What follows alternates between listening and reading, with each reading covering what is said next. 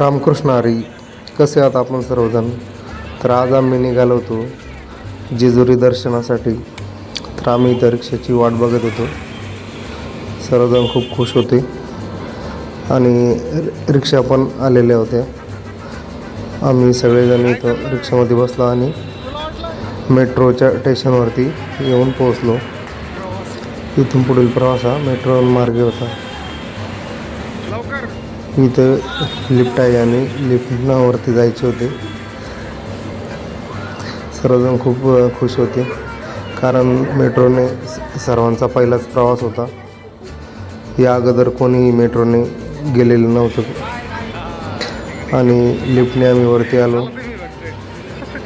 खूप भारी वाटलं.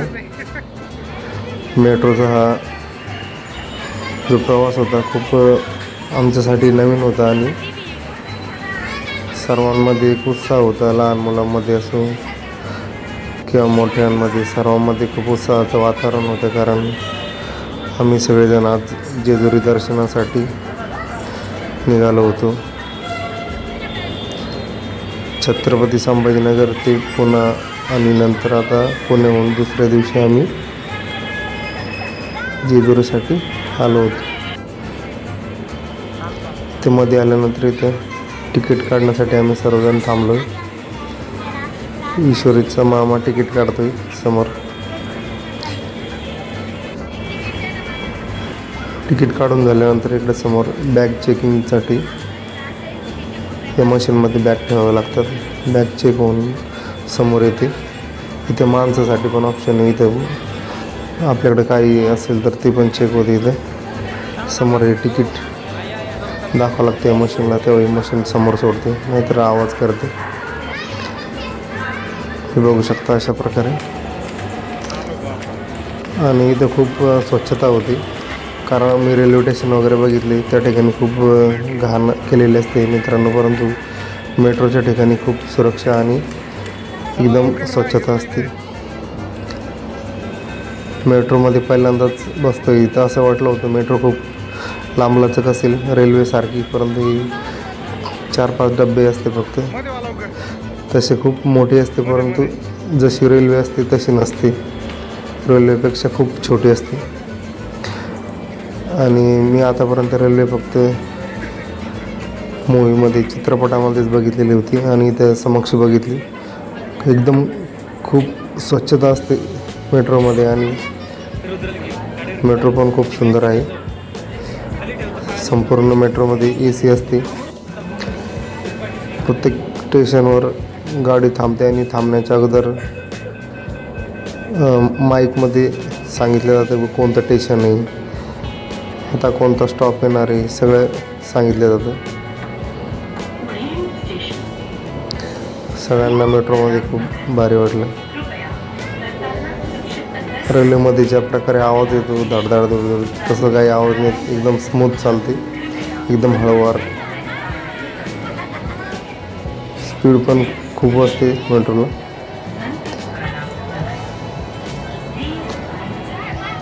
आणि वरून मेट्रोच्या विंडोमधून हे दृश्य तुमच्या समोर दिसते पुण्याचं.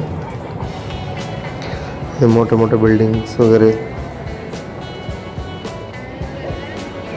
मुलं बघा किती खूप खुश आहे. आम्हाला पण खूप भारी वाटले. खूप आनंद झाला आज पहिल्यांदा मेट्रोचा प्रवास. ही पवना नदी. पुण्यामध्ये खूप झाडे आहे.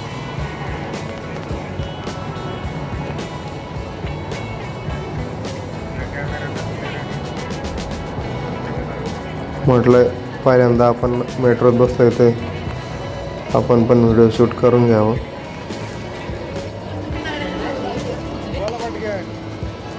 इकडे महिला मंडळ बसलेले आहे.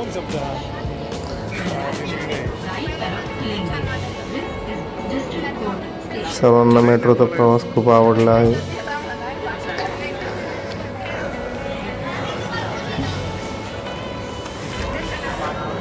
संपूर्ण डिटेल्स आहे ते डिटेल्स इथं समोर स्क्रीनवरती दिलेले असतील. कोणता स्टॉप येणार वगैरे सर्व गोष्टी इथे दिलेल्या असतात. कोणत्या दिशेला स्टॉप आहे सगळं काही. आणि आम्ही मेट्रोमधून उतरलो आणि वरती जाण्यासाठी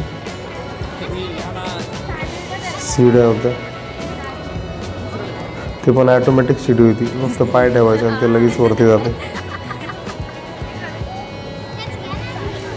खेड्यातील लोकांसाठी या गोष्टी खूप नवीन होत्या आणि एक वेगळाच अनुभव आम्हाला अनुभवायला मिळाला.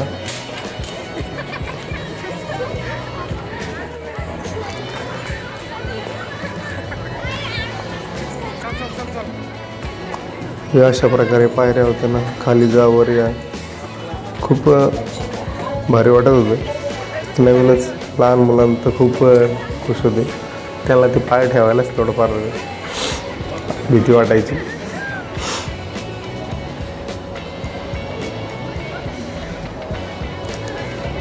चालायची गरज नव्हती, ॲटोमॅटिक ते पायऱ्यावरती जायचे. आणि इथं स्वच्छता पाहून मला खरंच हे मेट्रोचं काम खूप आवडलं. मेट्रो स्टेशनवरती पुन्हा ज्यावेळेस आपल्याला बाहेर निघायचं त्यावेळेस पण तिकीट दाखवावं लागतं. आपण जर तिकीट हरवून टाकलं तर आपल्याला प्रॉब्लेम येऊ शकतो बाहेर जाण्यासाठी, कारण तिथं पण आपल्याला तिकीट दाखवावं लागतं.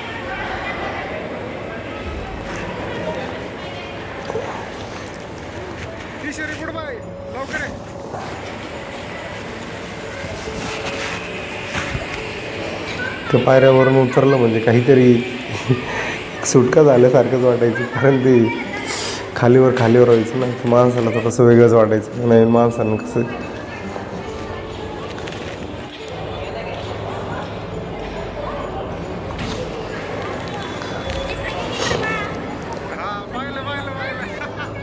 आणि आम्ही मेट्रो स्टेशनमधून बाहेर पडलेलो आहे आणि स्वारगेटला आम्ही उतरलेलो आहे.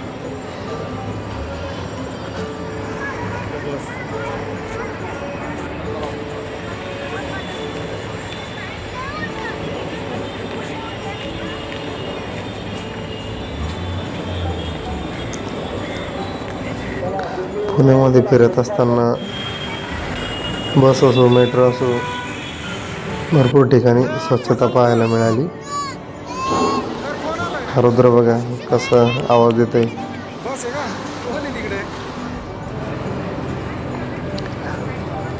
त्यानंतर बसमधून आम्ही निघालो असताना जेजुरीच्या रस्त्याने हे अशा प्रकारे मला रस्त्याने घाट लागला होता आणि त्या घाटामध्ये अशा प्रकारे रस्त्याचं रुंदीकरण चालू आहे. डोंगर उकरून रस्ता रुंद करण्यासाठी डोंगर कोरून मोठा रस्ता तयार करण्याचं काम चालू आहे.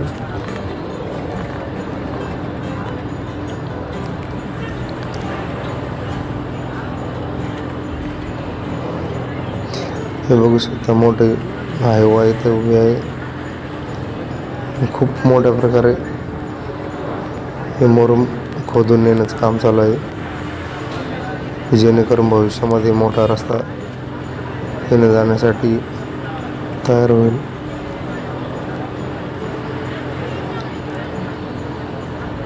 कारण ज्या प्रकारे लोकसंख्या वाढते आपल्या भारताची, तर आपल्याला तसे रस्ते वगैरे रुंद रस्ते लागतीलच, कारण ट्रॅफिक खूप होते सध्या.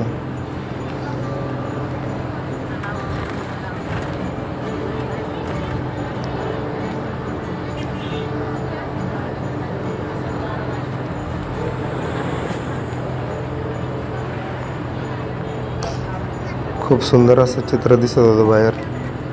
डोंगरावरती हिरवगार झाडं झुडपे फुले. या साईडला बघा पुणे सिटी कशा प्रकारे दिसते.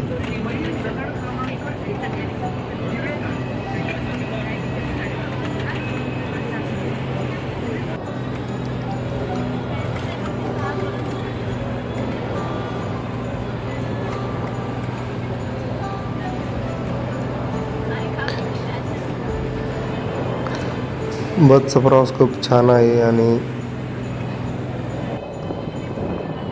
आपल्याला म्हणजे टेन्शन नसतं ना गाडी चालवायचं. हे बघा, हे खाली तळं दिसतंय, ते घाटामधलंच तळं आहे ते. खूप सुंदर असं चित्र होतं. नैसर्गिक वातावरण खूप चांगल्या प्रकारे आहे इकडं. आणि ते बसमधून उतरल्यानंतर आम्ही इथं एक स्टॉप घेतला होता आम्हाला जाण्यासाठी. इथून पुढे डायरेक्ट जेजुरीला बस नव्हती, आम्ही मध्येच एक स्टॉप घेतला होता. इथं उन्हामध्येच आम्हाला थांबावं लागलं. इथे काही साईडला सावलीची काही सोय नव्हती आणि आम्हाला बस पकडून लगेच निघायचं होतं. त्यामुळे आम्ही उन्हामध्येच थांबायचा निर्णय घेतला. सगळ्यांना विचारलं, म्हटलं कसं वाटतंय उन्हामध्ये. छान वाटतं म्हणे. आणि शेवटी आम्ही तिथून बस पकडून जेजुरीमध्ये आमचे आगमन झाले आहे. इथं भंडारा वगैरे खरेदी करून घेतला.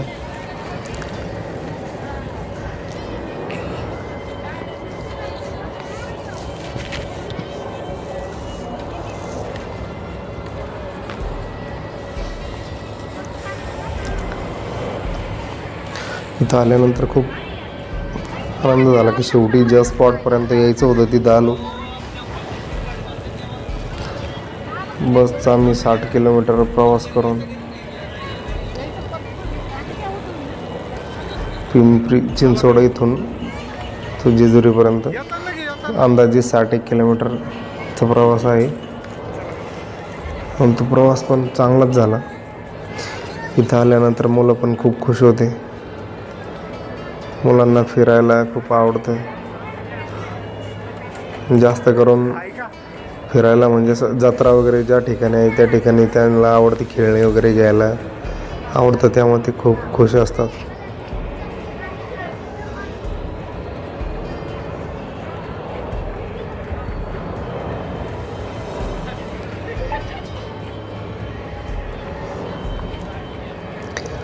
ही रंगीबिरंगी दृश्य तुम्ही बघू शकता.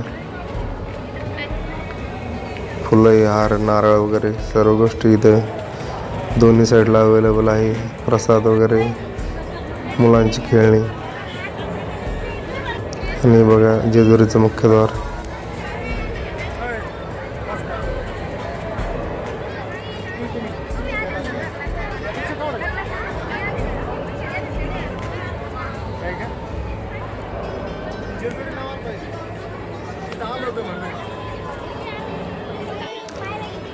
लग्न होऊन 10 वर्ष झाले माझे आणि 11व्या वर्षी मी जेजुरीला आलो.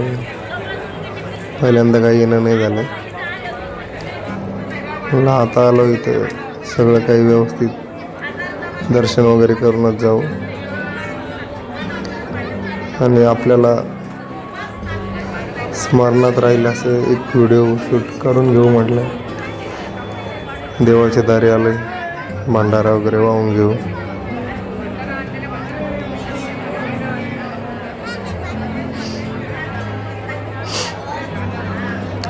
मावशींनी बी खूप भंडारा वगैरे लावून दिला आहे. बरेच काही मंत्र वगैरे म्हणायला लावतात. देवा पुन्हा आम्हाला जोडून येऊ दे मला बाळासोबत, अशा प्रकारे.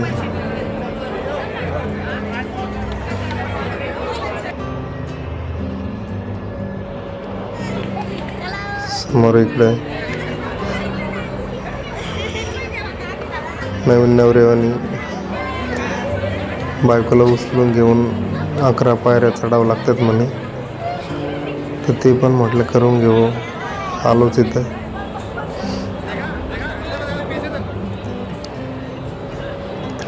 परंपरेद्वारे तुषार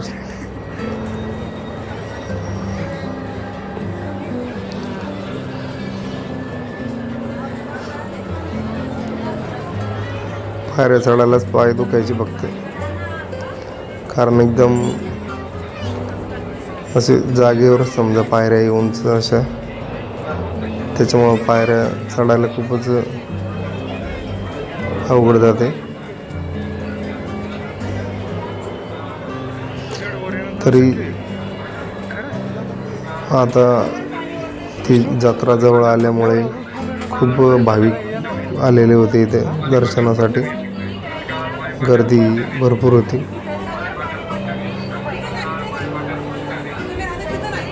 आम्हाला पण खूप उत्सुकता होती जेजुरी गड बघण्याची.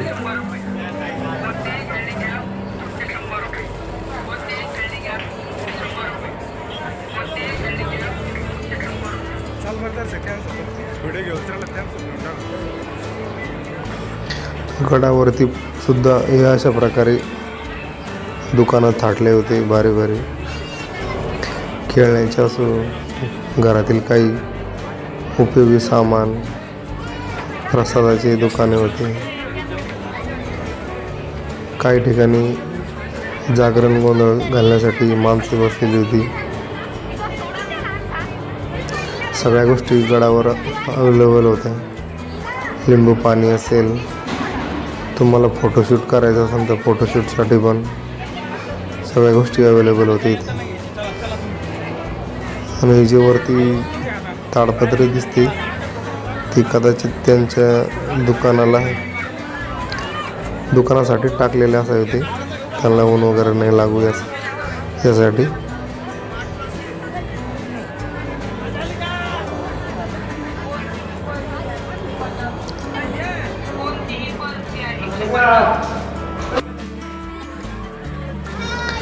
मुलांना पण खूप आनंद वाटत होता, कारण गडावर आलो होतो आणि सर्व खूप आनंदात होते. मी व्हिडिओ काढतोय याचा सगळ्यांना अंदाज होताच, त्यामुळे सर्वजण व्हिडिओ काढत असताना नक्कीच मला प्रतिसाद द्यायचे.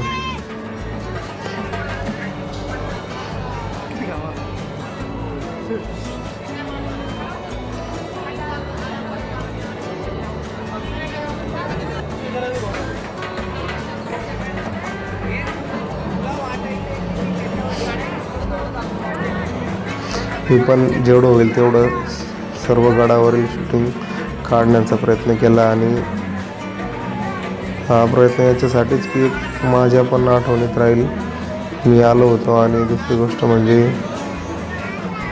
तुम्ही पण जे पण व्हिडिओ बघणार आहात तुम्हाला पण माहिती होईल कशा प्रकारे आहे गडावरती.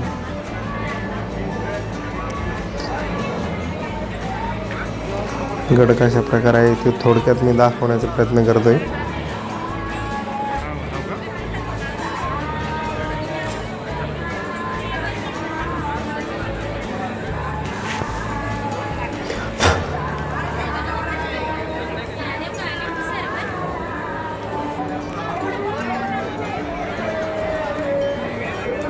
ही तिन्ही बहिणीच खूप जमायची, तिन्ही सोबतच राहायची, मयुरी, ईश्वरी आणि अमृता.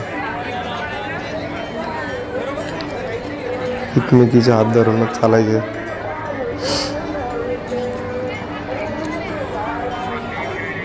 हे आमचे सालेसाहेब, त्यांच्या पाठीवरती खूप मोठी बॅग दिली होती, त्यामुळे ते पण खूप थकले होते. म्हटलं मी काही बॅग घेऊ नाही शकत, आपल्याला थोडं कॅमेरा धरायचं म्हटलं, फोटोशूट करायचे, त्यामुळे तुमच्याकडेच ठेवा.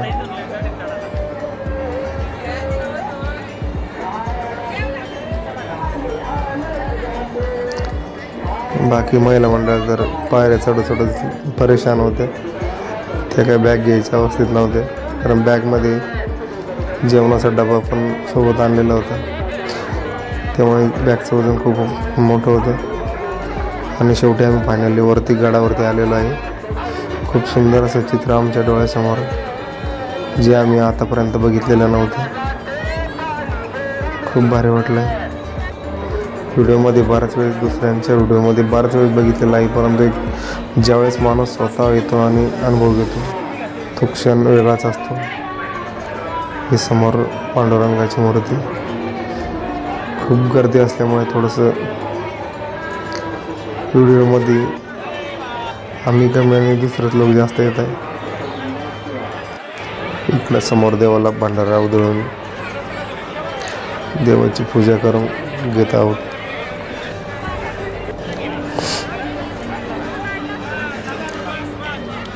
सगळीकडे पिवळा भंडारा दिसते तुम्हाला, बघू शकते. सर्व इथलं वातावरणच भंडाऱ्याने पिवळं झालं आहे. सगळं जिकडं पाहावं तिकडं भंडाराच आहे. मंदिरामध्ये दर्शन घेण्यासाठी या साईडला बारी लावावं लागत होती, म्हणजे दर्शनासाठी खूप मोठी रांग होती. हे बघा मुलं मला नेहमीच हाय हॅलो करताय. Hi guys, Ramkrishna Hari. मुलांना खूप आवडतं व्हिडिओ. मला तुम्हाला पण घेतो कॅमेरामध्ये. चिंता नका करू तुम्ही, सगळे दिसायलाच पाहिजे कॅमेरामध्ये.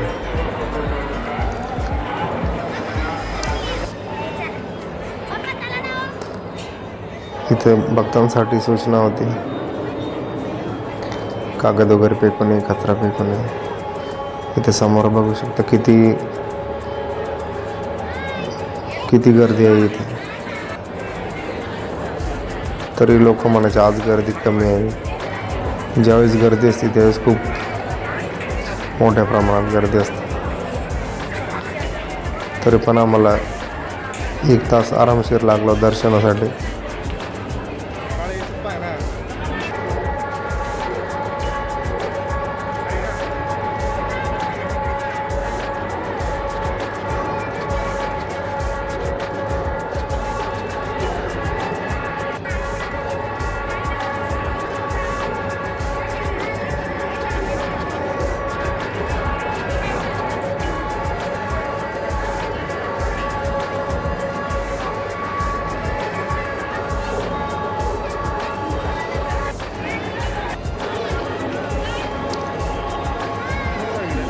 हे बघा सगळीकडे भंडारा पसरलेला आहे. सगळं वातावरण कसं आहे, भंडाऱ्याला रंगून निघलं आहे. आम्ही पण जेजुरीला यायचं होतं म्हणून मुद्दामून पिवळ्या कलरचा पोशाख घालून आलो होतो.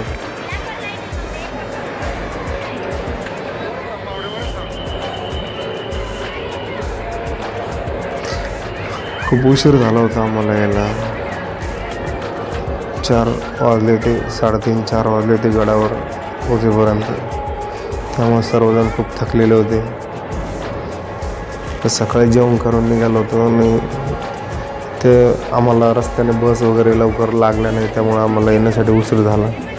त्यामुळे सर्वजण खूप थकलेले होते. सगळ्यांना भुका लागल्या होत्या आणि जेवायचं होतं, परंतु दर्शनाला पण खूप मोठी गर्दी होती, रांग होते. त्यामुळे आम्ही सर्वप्रथम दर्शन करून घ्यायचा निर्णय घेतला.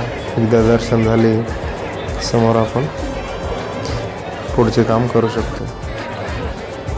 मंदिराचं मेन गेट आहे.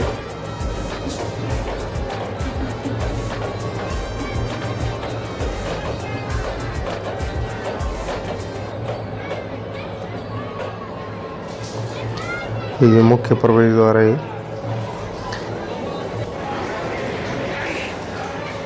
आणि आम्ही मध्ये आलो आहे मंदिरामध्ये फोटोग्राफी बंद आहे असं लिहिलेलं होतं, परंतु मी थोडंसं घेण्याचा प्रयत्न केला. ही साईडला बघा, घोड्यावरती बसलेलं आहे देव आहे. त्यांचं उजव्या हाताला हे चित्र दिसतंय, स्मारक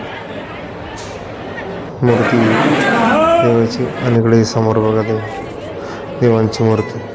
व्हिडिओ काढून नाही दिला त्यांनी, बंद करा म्हणून सांगितलं. त्यामुळे संपूर्ण व्यवस्थित घेता नाही आलं मित्रांनो. कारण आता प्रत्येक देवस्थानच्या ठिकाणी मध्ये आपल्याला व्हिडिओ नाही काढून देत. इथं बाहेर आल्यानंतर आता जी षष्ठी आहे ना, आता येणारी चंपाषष्ठी आहे ना, म्हणजे खंडोबाचे एक प्रकारचे नवरात्र सुरू होते. आणि त्यासाठी सर्व भाविक चंपाषष्ठीला इथं जेजुरीच्या गडावरती देवाच्या दर्शनासाठी खूप गर्दी करतात. आणि त्या दिवशी चंपाषष्ठीला आपण ती तळी उचलतो ना, ती तळी इथं उचलायचं काम चालू होतं. हे जी गुरु बसलेलं आहे त्यांचं म्हणणं होतं की तळी उचलावीच लागते आणि देवाला शिधा द्यावा लागतोय. तर या गुरुच्या म्हणण्यानुसार आम्ही ते सांगेल तसं आम्ही मंत्र उच्चारण करत होतो आणि हे तळी उचलण्याचं काम इथे आम्ही पूर्ण केलेलं आहे.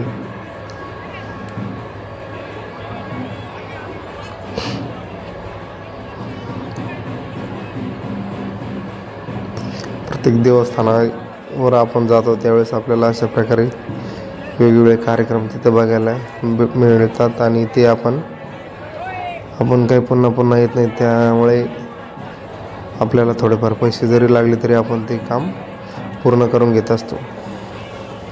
मी पण म्हटलं 400-500 रुपये कुठे खर्च होत नाही. तर यांनी सांगितलं तुम्हाला 200 रुपये लागेल म्हणून. म्हटलं चला, 10 वर्षानंतर आपण 11व्या वर्षी आलोच आहे, तर 200-500 रुपये खर्चाला काही अडचण आहे. देवाचं जय घोष करून घेऊ, नंतर पुन्हा येणं होतं नाही होत.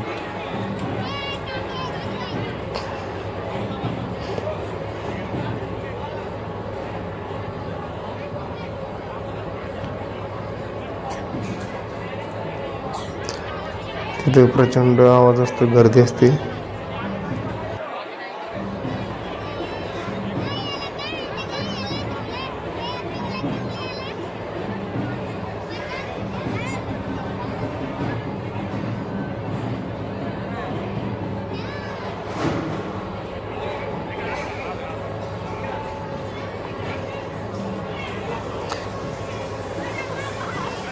बराच वेळ आम्हाला मंत्र म्हणण्यासाठी त्यांनी वेळ दिला. आम्ही पण पूर्ण मंत्र वगैरे म्हटलं. पोटामध्ये कावळे काव करत होते, परंतु आम्हाला दर्शन केल्याशिवाय आम्ही जेवायला जाऊ शकत नव्हतो, कारण आम्हाला आज जागरण पण घालायचे होते. त्यामुळे आम्ही दोघी सकाळपासून उपवास पकडलेला होता. त्यामुळे गडावर येताना पण खूप परेशानी झाली.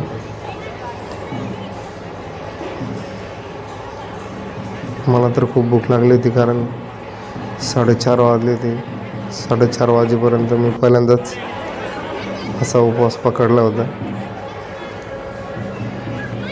इकडे सर्वजण असे बसलेले होते.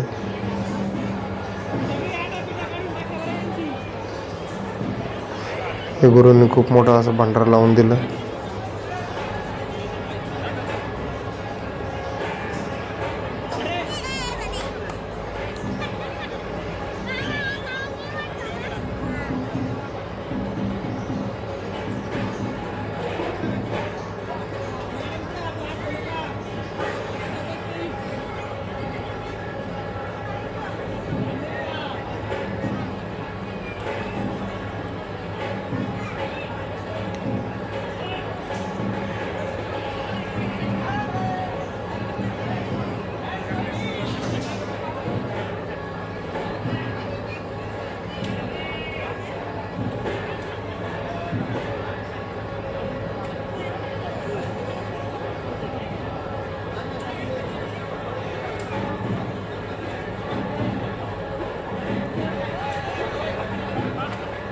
बराच वेळ पूजा चालली आणि शेवटी पूजा संपन्न झाली आहे.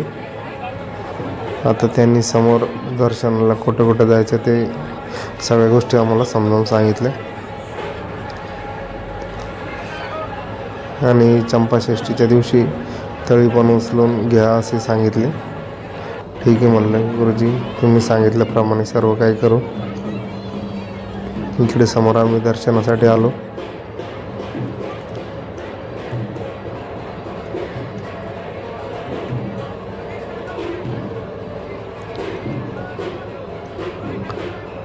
गर्दी खूपच होती.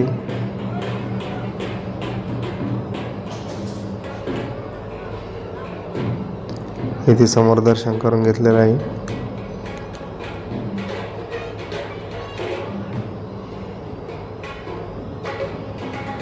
पहिले जेवायला जायचं होतं, आता खूपच भूक लागली होती. मयुरी काहीतरी म्हणत होती, काही लक्षात नाही माझ्या सध्या. तिचं काहीतरी चालूच होतं मुलांचं. शेवटी आता गड खाली उतरत होता आम्ही. आता जेवायला निघूया. आणि मग मध्येच इथं गड उतरताना मध्ये तिथं आम्ही जागरण करून घ्यायचे ठरवले.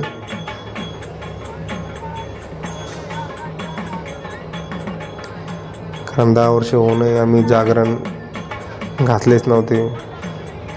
त्यामुळे म्हटलं आज आपल्याला एक सुवर्ण संधी भेटलेली आहे, त्या संधीचं सोनं करूनच घ्यावं आणि थोडा घरी जायला उशीर जरी झाला तरी आपण जागरण गोंधळ आटोपून घेऊ आणि मगच घरी जाऊ. तसं ठरवल्याप्रमाणे आम्ही जागरणाला सुरुवात केली आहे. इथे काही जास्त वेळ जागरण वगैरे चालत नाही. 10-15 मिनटात संपूर्ण पूजा वगैरे ते आटोपून टाकतात.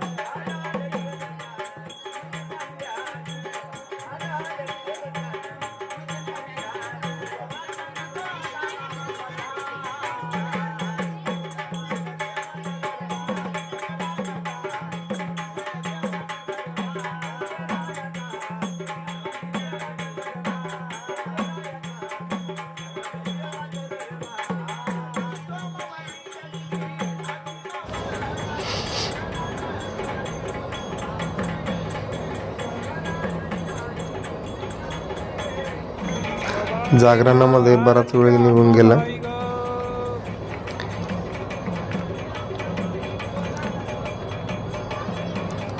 दहा 11 मिनटं जागरणामध्येच निघून गेले. त्यानंतर आता आरती घेण्याचं काम चालू होतं.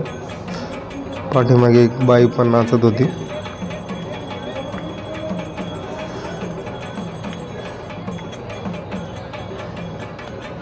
तिने पण जागरणाचा आनंद घेतलेला आहे आणि आपल्या कॅमेऱ्यामध्ये ती पण कैद झाली आहे.